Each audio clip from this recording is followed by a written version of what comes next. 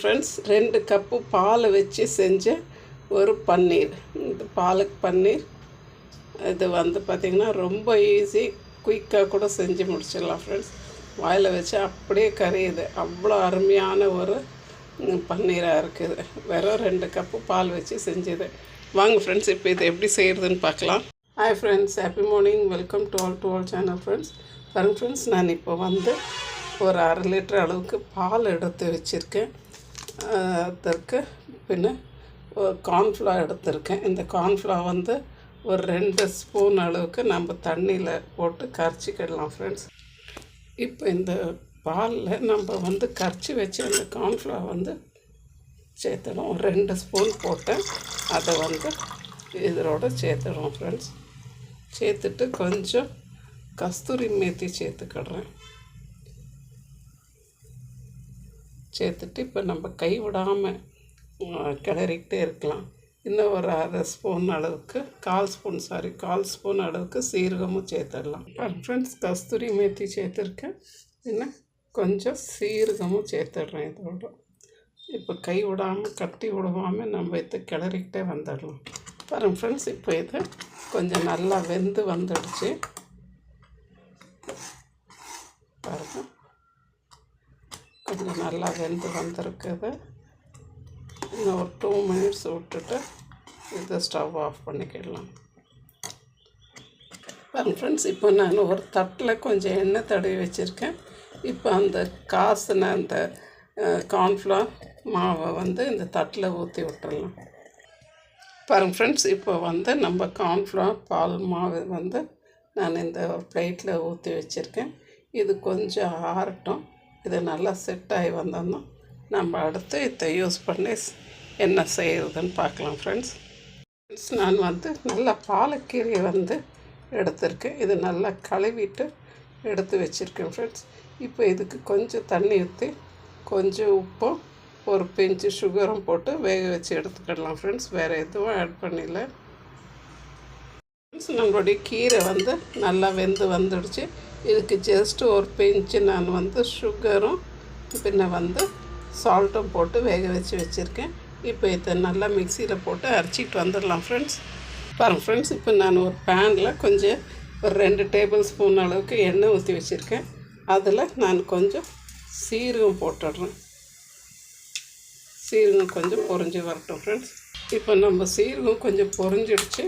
இப்போ நான் இதில் பார்த்திங்கன்னா ஒரு 1/2 ஸ்பூன் அளவுக்கு இஞ்சி பூண்டு பேஸ்ட் போட்டுக்கிடுறேன். பேஸ்ட்டோட நான் கொஞ்சம் ஒரு ஸ்பூன் அளவுக்கு, என்னது மிளகா கொஞ்சம் காரமாக இருக்கும், நான் அதை பார்த்து போட்டுன்னுக்கிறேன். நீங்கள் உங்களது பார்த்து போட்டுக்கோங்க. ஒரு ஸ்பூன் போட்டிருக்கேன். 2 ஸ்பூன் அளவுக்கு தனியாத்தூள் போட்டிருக்கேன். ஒரு 1/2 ஸ்பூன் அளவுக்கு மஞ்சள் தூள் சேர்த்துடுறேன். இப்போ எல்லாத்தையும் கொஞ்சம் வதக்கி கொடுத்துடலாம் ஃப்ரெண்ட்ஸ். நம்மளது மசாலாலாம் கொஞ்சம் நல்லா வதங்கி வந்துடுச்சு. இப்போ நான் அரைச்சி வச்சுருக்கேன் அந்த பாலக்கீரையை இதோடு சேர்த்துடுறேன். பாருங்கள் ஃப்ரெண்ட்ஸ், இப்போ நான் இந்த பாலக்கீரை அரைச்சி இதை சேர்த்துடுறேன் இதோட. இதை கொஞ்சம் நல்லா மிக்ஸ் பண்ணி கொடுத்துடலாம். இன்னும் நான் இதில் ஏற்கனவே கீரையில் உப்பு போட்டிருந்தேன். உங்களுக்கு தேவைப்பட்டால் கொஞ்சம் உப்பு ஆட் பண்ணிக்கோங்க.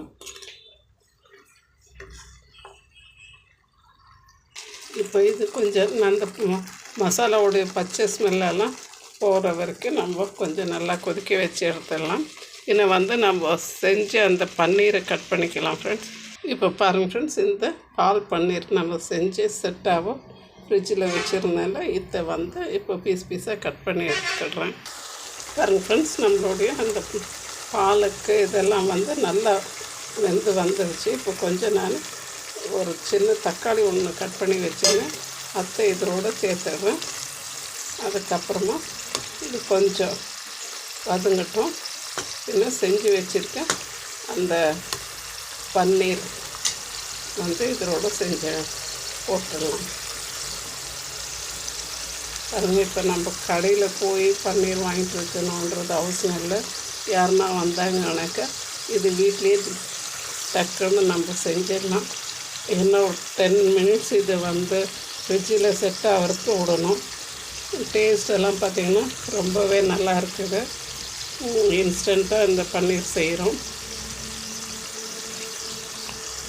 பாருங்கள் ஃப்ரெண்ட்ஸ், நம்மளுடைய பன்னீர் மசாலா வந்து ரெடி ஆகிடுச்சு. பாலக் பன்னீர் மசாலா சும்மா ஒரு 2 கிளாஸ் பால் இருந்தாலே போதும். நம்ம வீட்லேயே சூப்பராக ஈஸியான ஒரு பன்னீர் மசாலா வந்து நம்ம செஞ்சிடலாம். இது நான் இன்றைக்கி பாலக் பன்னீர் செஞ்சுருக்கேன். நீங்கள் இதில் என்ன வேணுமோ செஞ்சுக்கலாம். குயிக்காக செஞ்சு முடிச்சிடலாம். கடைக்கு போகணும் வைக்கணுன்றதெல்லாம் அவசியமே இல்லை. பால் இருந்தால் போதும். ஃப்ரெண்ட்ஸ், நம்மளுடைய பாலக் பன்னீர் வந்து சூப்பராக ரெடி ஆகிடுச்சு. இது பூரியோட சப்பாத்தியோட நானோட சாப்பிட்றதுக்கு வந்து சூப்பராக இருக்கும் ஃப்ரெண்ட்ஸ். வெறும் 2 கப்பு பால் வச்சு வீட்லேயே பன்னீர் குயிக்காக ஒரு 10 மினிட்ஸ்லேயே செஞ்சு முடிச்சாச்சு ஃப்ரெண்ட்ஸ். வாயில் வச்சா கரையிற அளவுக்கு பன்னீர் ரொம்ப ரொம்ப சூப்பராக இருக்குது. இது ஈஸியாக இருக்குது செய்கிறதுக்கு. ஒரு முறை இப்படி செஞ்சு பாருங்கள்.